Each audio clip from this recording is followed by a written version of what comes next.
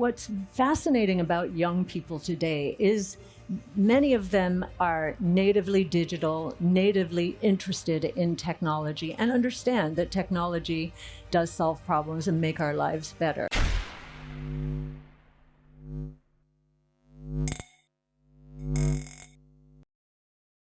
Hey guys, welcome back to Library of Wealth. Today we have ARK Invest founder and CEO Cathie Wood, who is undeterred by the market sell-off this year, doubling down on disruptive innovation stocks and predicted deflationary trends that will continue into next year.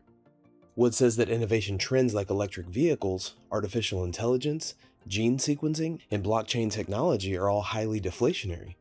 The innovation market currently holds $8 trillion in market capitalization, but she estimates will be worth $210 trillion by 2030.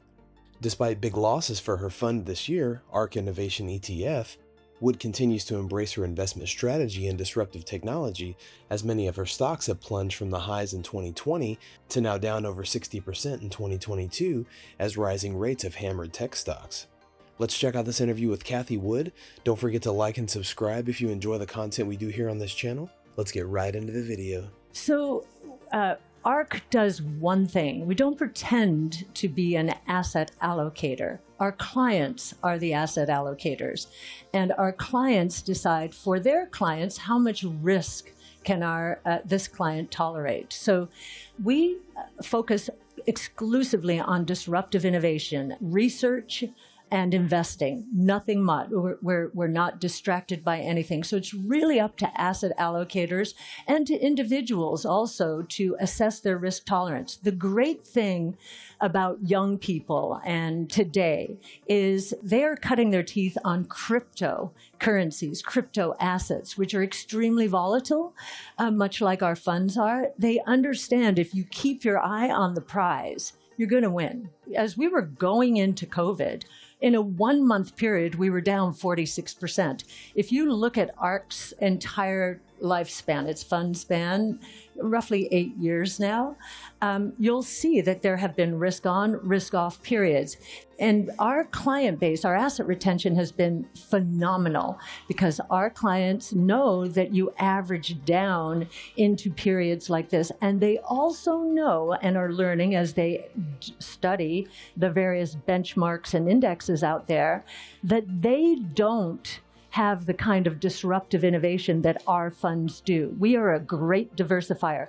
We think most individuals and institutions are short truly disruptive innovation and that we can help diversify them. The last 22 years have been characterized increasingly by a shift towards passive investing and benchmark sensitive investing. Why is that? It is because of the tech and telecom bust, and then again, 08, 09. And many people saw these benchmarks, the passive indexes, doing better than investors who actively manage their portfolios. Well, this was part of a self-fulfilling prophecy. If you have the pendulum swinging towards these benchmarks and towards passive, they probably will outperform. But if we are right, and for the first time in history, we have 5 innovation platforms, 14 technologies, the seeds of which were planted more than 20 years ago, all ready for prime time now, all ready for exponential growth opportunities. What that means is the traditional world order is going to be disrupted. How? These 5 innovation platforms, they are going to impact every sector, every industry, sub-industry company. So we use our research. The screen for our portfolios is not a backwards looking index. That would defeat the purpose of investing in the future, right? The screen is our research, and we give it away so that our clients and others can understand why we're investing in these technologies, why we think they're so important, and why they should get on the right side of change. This is part of our mantra. Many people think they are exposed to our kinds of strategies, the disruptive innovation with NASDAQ 100, for example. They are not.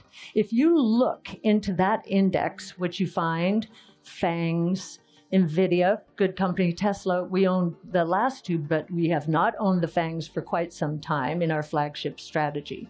And if you look down below in the other 50% of that portfolio, you'll find food stocks, you'll find brick and mortar retail, you'll find utilities, you'll find energy. But that's to make things safer in the long run, to diminish the risk usually. You know what? If people want innovation, they should invest. Someone should provide them with innovation and not a hedge. Their advisors can hedge, or they themselves can hedge. You can hedge with cash as well. Well, if you think about innovation that's going to disturb the traditional world order, who are the big banking clients of these banks, right? The traditional world order. They give them a lot of business. And these littler companies, smaller companies, are nipping at their heels, and they're basically dismissing them. And so we are the only company, I think, doing the depth of research on truly disruptive innovation out there. And we are also doing something else that traditional research firms do not do anymore. They used to when I started in the business.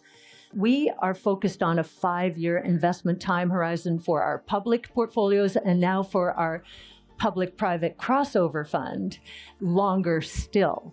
This is what's missing in this market, this very short-term behavior that has forced management teams into basically catering to short-term desires like buying back shares, paying dividends, instead of investing in innovation.